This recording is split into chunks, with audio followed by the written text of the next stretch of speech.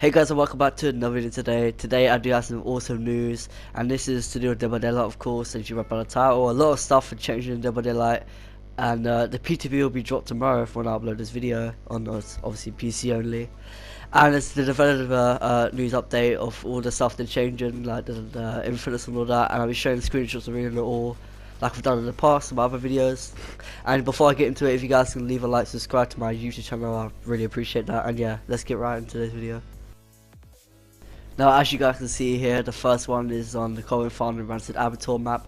As you guys can see, there was an Infinite here, but on this new screenshot, which the PTB will release tomorrow, or PC players can look, they actually put a door there, and obviously the window is much weaker than it was. So yeah, this is really good to the game because you know, who fucking likes God loops when you play killer.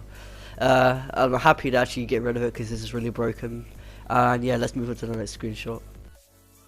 So as you guys can see here on the other Common Farm, I've got the name of it, but you guys should know this if you know the Infinite.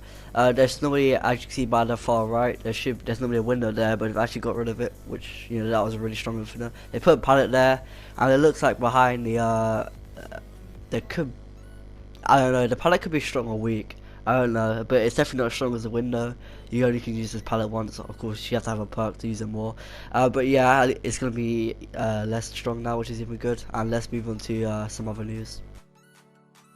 Okay, so now let's move on to the perk changes. So this is actually good news for survivor perks. So with the above changes in mind, we have made changes to two survivor perks, Prove Thyself and Stake Out. Prove Thyself increased the repair speed bonus from 10% to now 15%, which is amazing obviously, but you know, who likes getting gem rushes killer, but it's fine, honestly, I don't really mind the buff. Stake Out now increases the great skill check success bonus from 1% to 2%, which I never use Stake Out, so I don't really know what that does.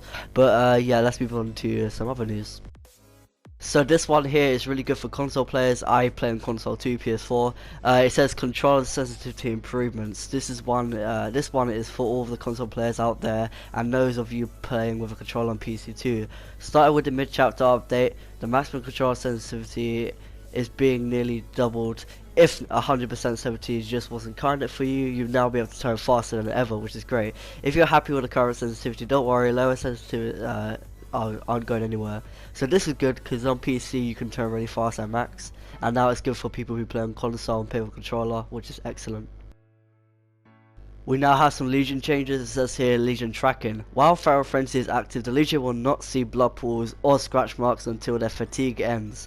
In the next update, sorry, the Legion will now regain their tracking abilities as soon as Feral Frenzy ends, rather than at the end of the fatigue. This should prevent cases where you'll lose your tracking survival while fatigue. So basically, when you get stunned after your frenzy, you cannot see blood pools still on the scratch marks, and you can lose them fucking easily. So here, as soon as it ends, they're saying, as soon as it ends now, when you're in the stun mode, you can actually see scratch marks, which is actually going to help Legion out a lot, in my opinion. So we've got two here. We've got some hook update and we got head-on improvements. So basically, the top one is saying, instead of you want to read it all, it's basically saying, you can still read it if you want to, you have time to read it now, but it's basically saying newer players, when they try and Kobe off the hook, they don't know it's actually hurting them, and they don't know it's really low chance. They just think, okay, it says attempt escape, so obviously we'll try.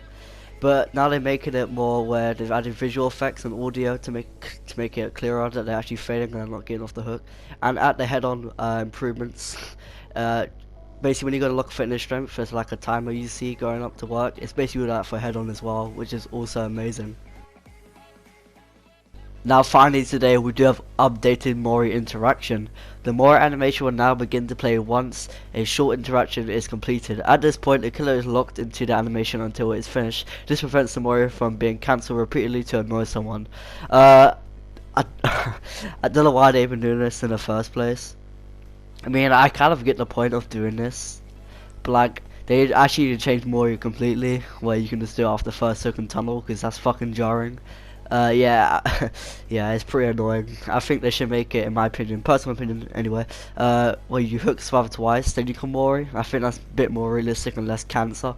But as I said, it's my opinion, and yeah, I don't really care about this part, but I'm just trying to show you guys.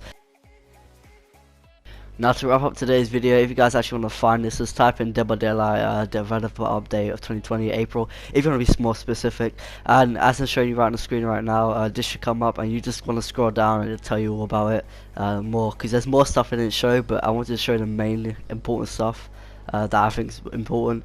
But anyway, if you guys can leave a like, subscribe to my YouTube channel, and I hope you guys really enjoyed this video.